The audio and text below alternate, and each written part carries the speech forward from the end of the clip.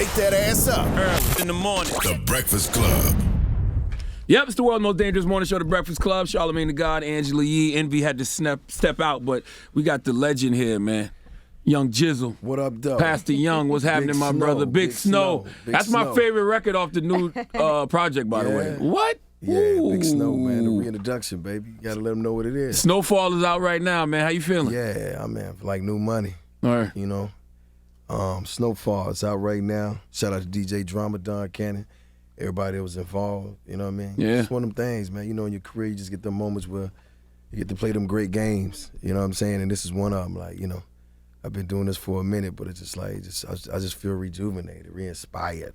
Yeah, I feel like you found a way to give us mature, evolved Jay Jenkins, but still satisfy the core forever Jeezy fans with this project. Right. Like, how you think those dots connected?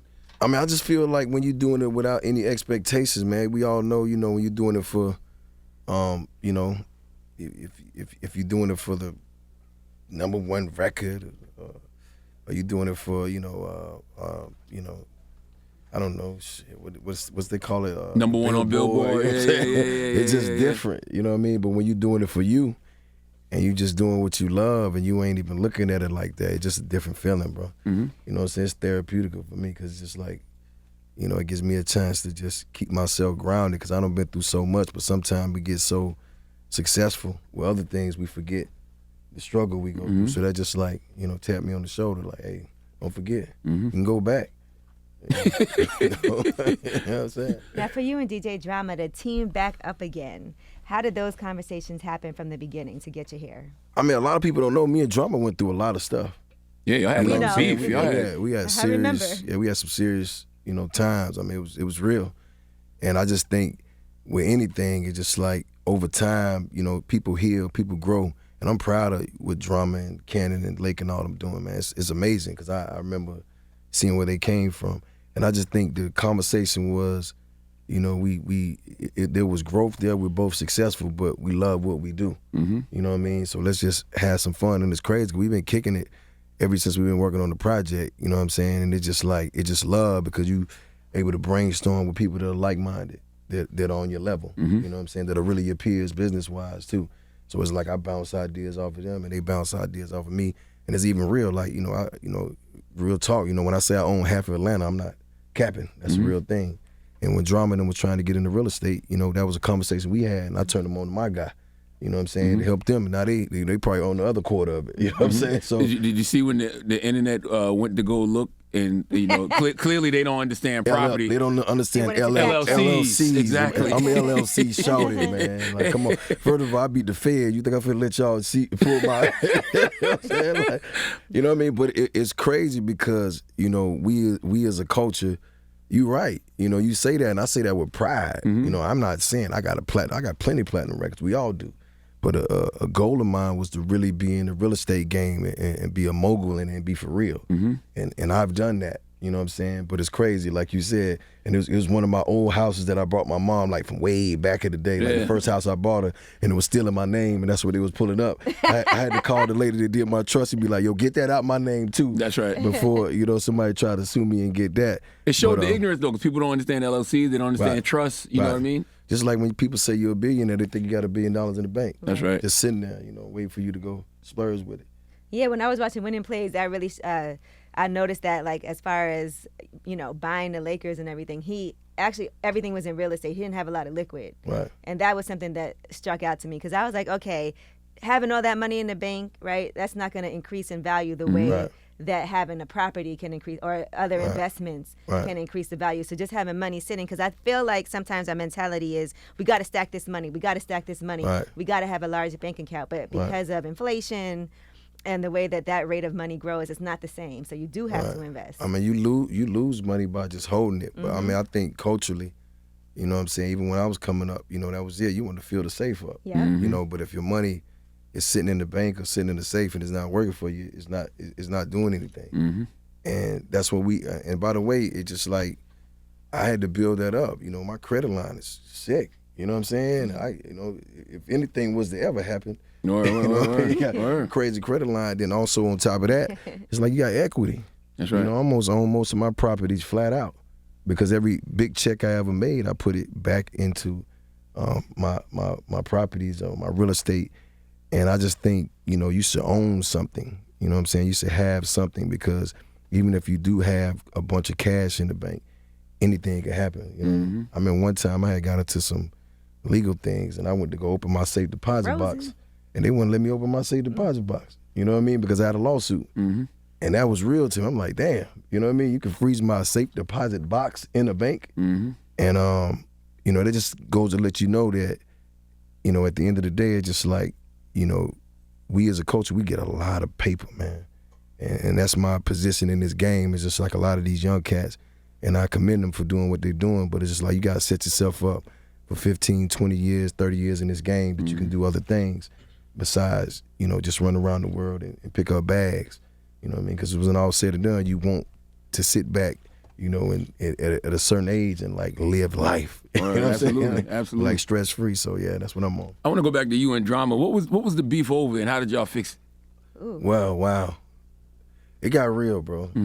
It got really real, like to the point. The beef was over Drum had somebody that was managing him. And I don't know what I think he might have been from New York, but he was trying to be an artist too.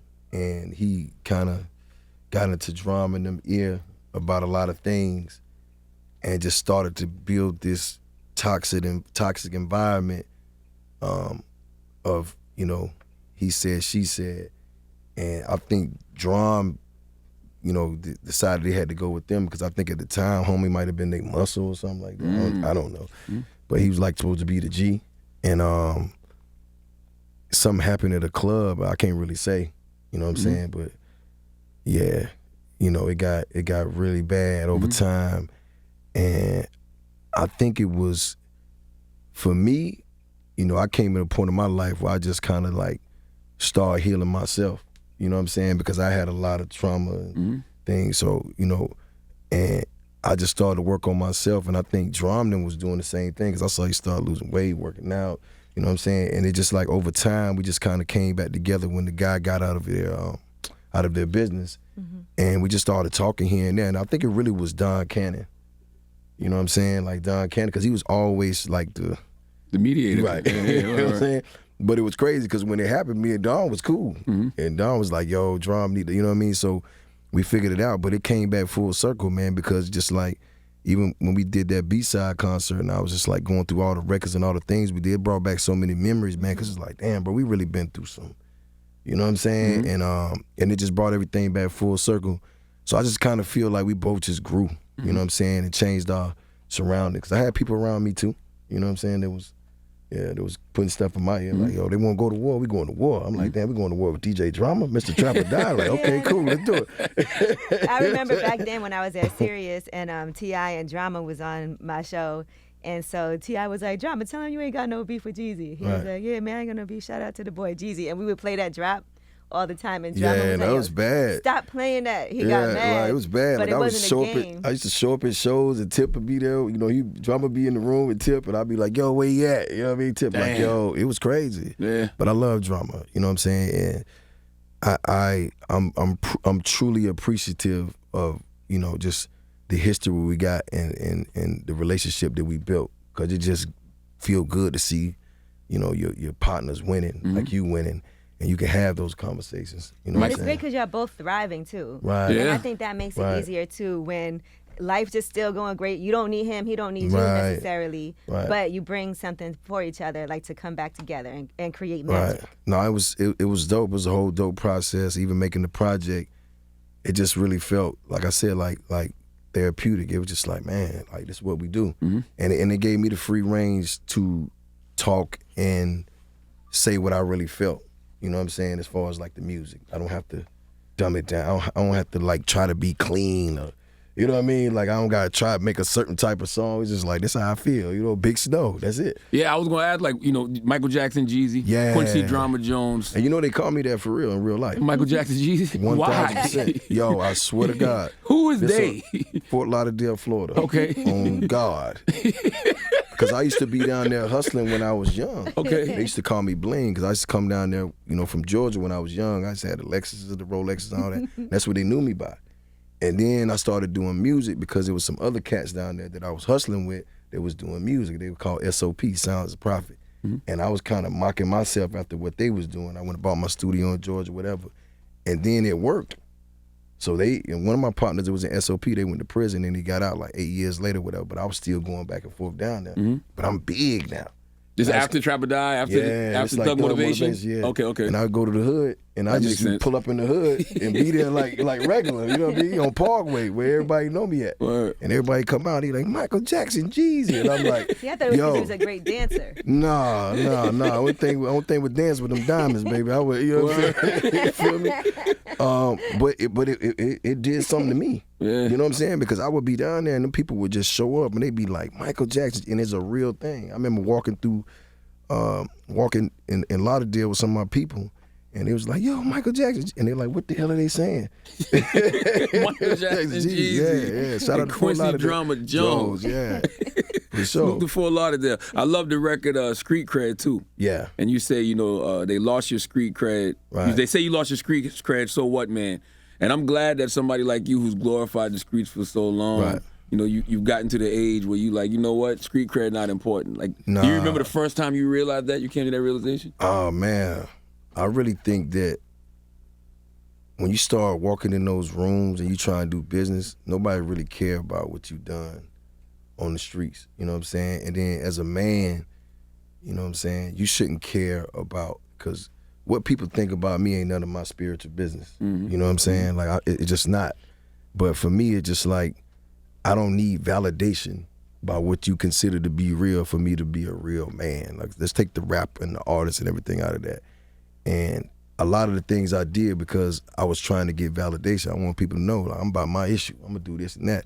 And the last time I got locked up in L.A., when that incident happened in the Bay, like, that's when I was really like, man, you got the world, like you successful, you on tour, you doing 30,000 people a night, and you in jail for what? And you know what I mean? I remember everybody calling like, yeah, man, woo, like like it's a real thing, and I'm sitting there going like, about to throw my whole career away because I'm trying to live by a stereotype and a code. That's right. You know what I'm saying? And if I do go to prison, ain't none of these people finna send me no money. They ain't finna write me. They ain't gonna look out for my kids. That's right. Come on, I watched it. Yeah, they gonna call you It's stupid. funny. And Freddie Gibbs, he took accountability for the issues that you guys had, and y'all actually ran into each other. Right. What was that like for you? I mean, it was the way I look at it. Like, if I got an issue or I feel a way about something, I'm gonna feel it. You know what I'm saying? Not even the emotional part. But when I seen him, it was just like, it was love, because I never really had a problem with Gibbs. You always said that. Yeah, I always told him, bro, like, you're going to be big. You know what I'm saying? Minus me. Mm-hmm. You know what I mean? I don't want to hold you back. But I just think at times when we want that instant gratification, we don't understand, like, this thing takes time, for you to be great and you to come into your own. So when I saw him, it was just more like, I'm glad to see you moving. I'm glad to see you coming into your own. I'm hearing the music. I'm seeing what you're doing. That's what's up. I told you.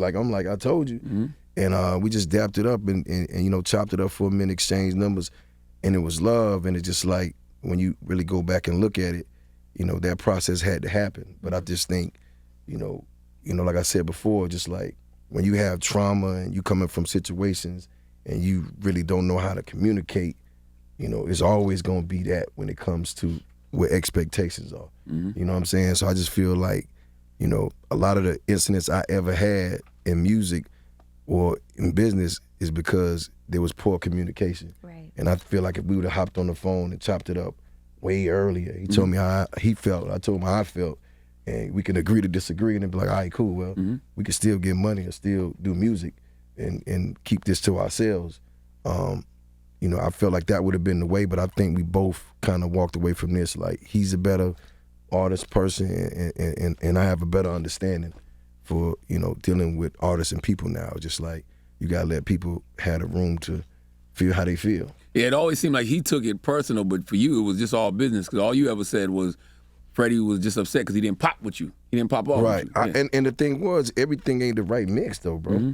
You know what I'm saying? Like, everything, everything don't just go together. So sometimes you gotta try something different. So I didn't feel no way about that. I wanted him to be successful. You know what I'm saying? And just like that didn't work, but the YG thing did.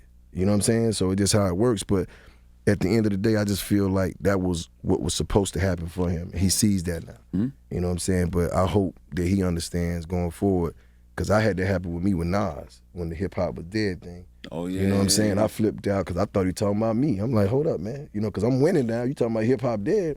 It's a whole conversation. So when I said what I said on the radio, and, you know, I was spazzing and flipping out, you know what I'm saying? Because I could have called him.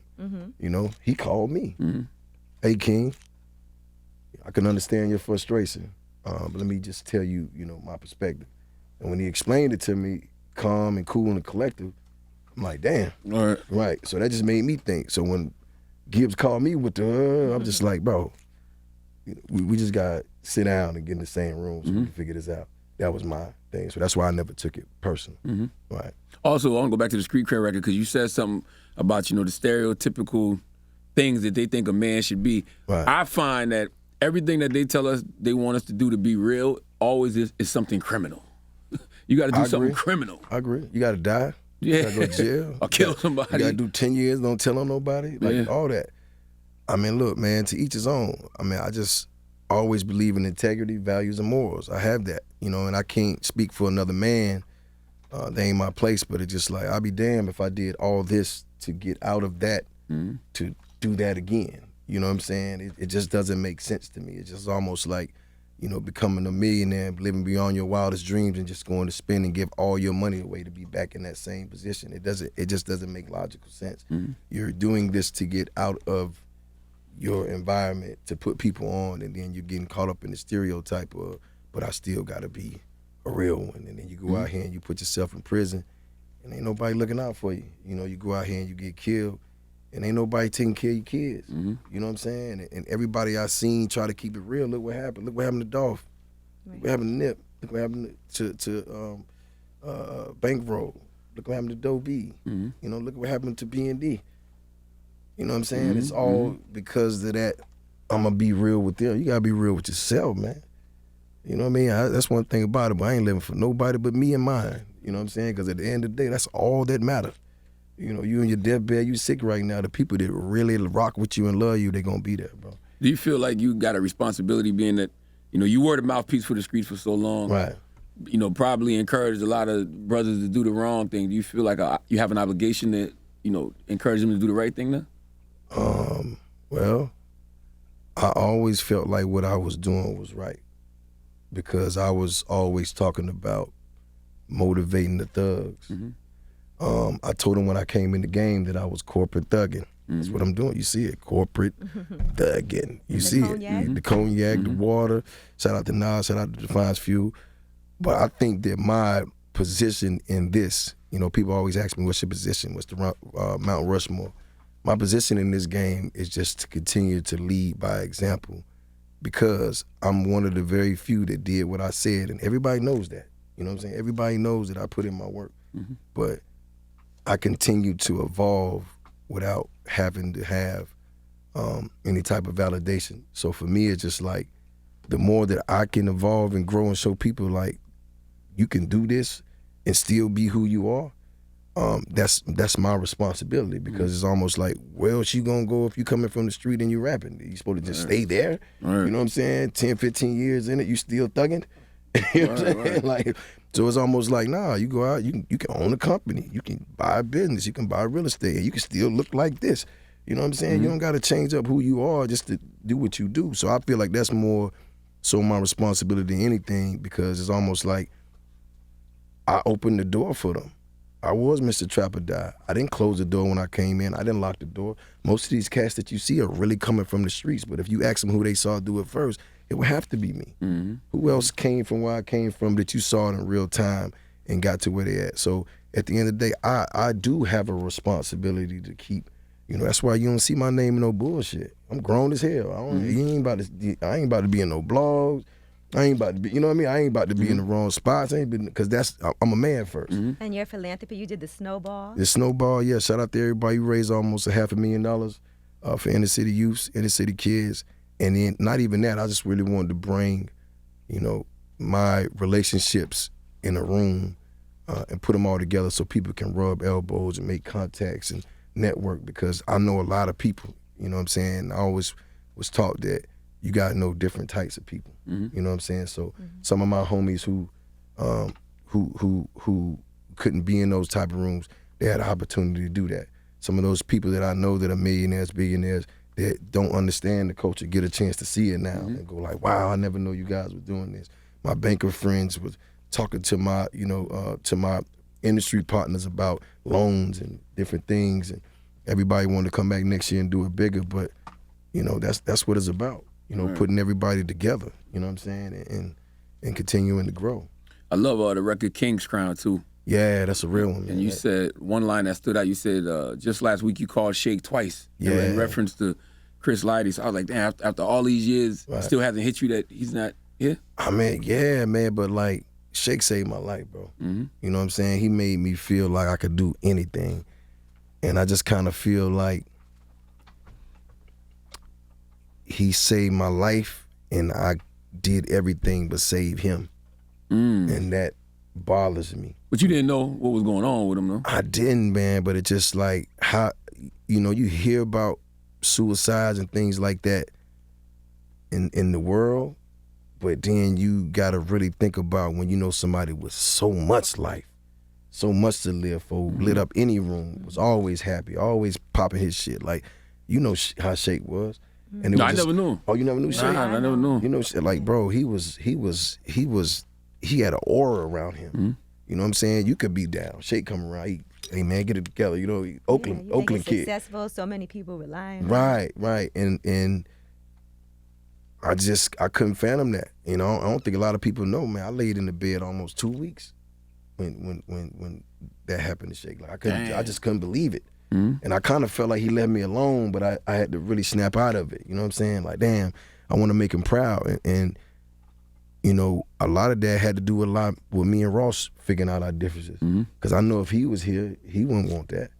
So I had to, man up there. Like, okay, I was wrong here. You know what I'm saying? I took what, you know what I mean? So we had to really sit down.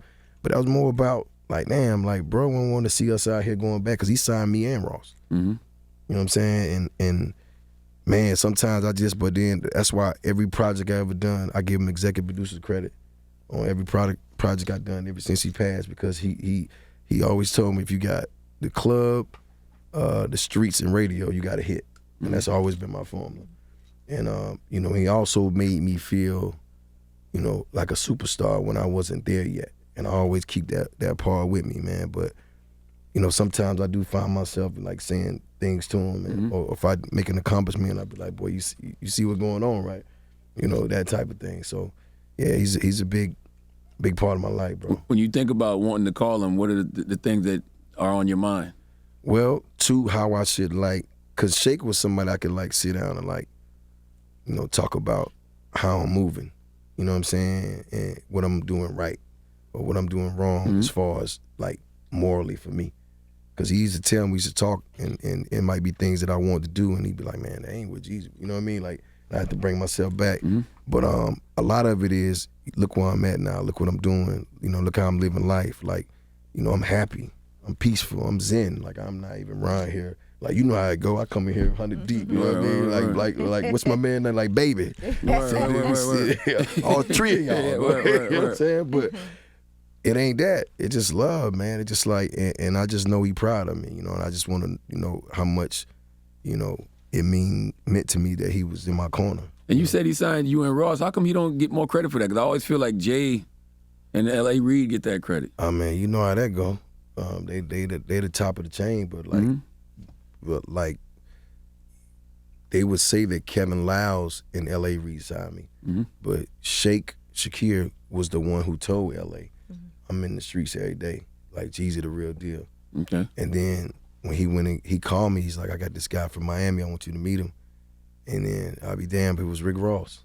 You know what I'm saying? He signed Rick Ross up there. And there's a couple more people that he signed, but he was very influential when it came to L.A. Reid, because that was L.A.'s guy. So he kind of listened to what Shake had, because he wasn't in the streets of L.A., but Shake was. So when did Hov come in the picture? Because Oh man, Hov came in the picture. Hov came in the picture Kevin Lyles signed me. Kevin Lyles, L.A. re-signed me.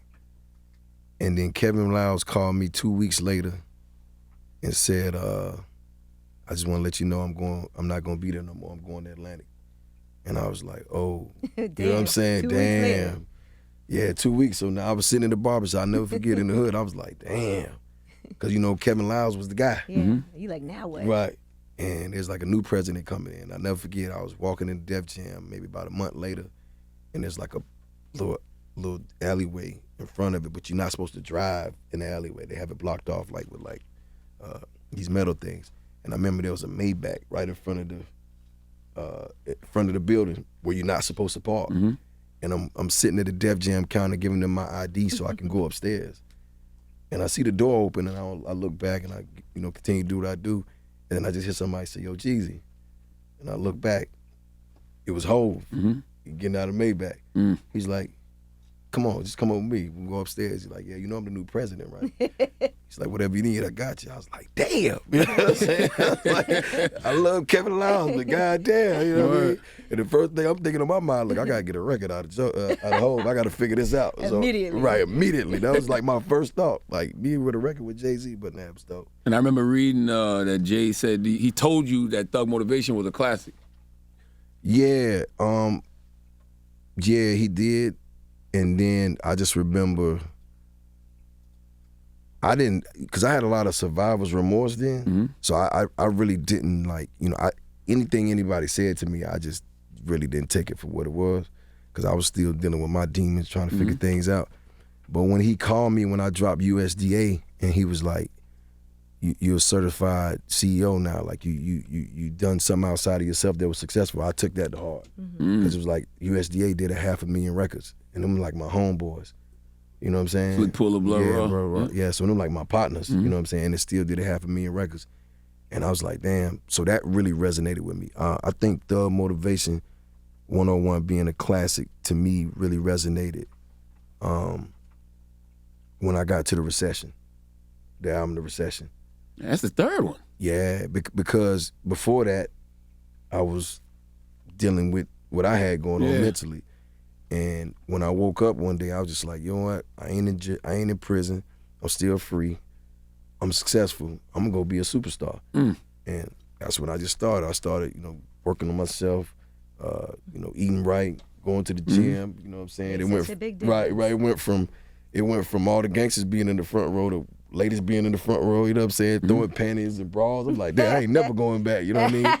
And different vibes. And then I was able to be like, damn, and then that's when I started getting back in my 101 bag, and I would start doing the songs a lot. I'm like, damn, these songs ain't going nowhere. Hell no. Right. You know what I'm saying? They weren't going nowhere, because you do your first album and you get about your third, fourth album, you don't think that your first album is gonna be as significant because you got better songs in your mind. Mm-hmm. So I'm going back and I'm still doing Trap or Die, and I'm still doing Soul Survive and Go Crazy. Bottom of the Map. Right. I'm like, yo, this ain't going nowhere. And I was like, in my mind, I was like, damn. But the crazy thing about it is, you know how we do. We don't give you your props until way later on. You know what I'm saying?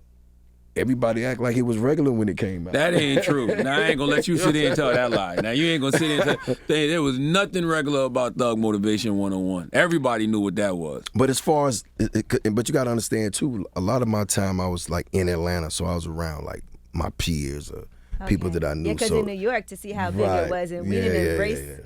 But it felt like it was the soundtrack to Atlanta for that moment. It felt like everything that was happening in Atlanta, Trap or Die, Thug Motivation was the soundtrack to it. Well, I think, Trap or Die for sure. But that's the thing, because I was making music based off what I was really doing. Mm-hmm. You know what I'm saying? How I was really living, because I was under the impression that any day I can go to prison.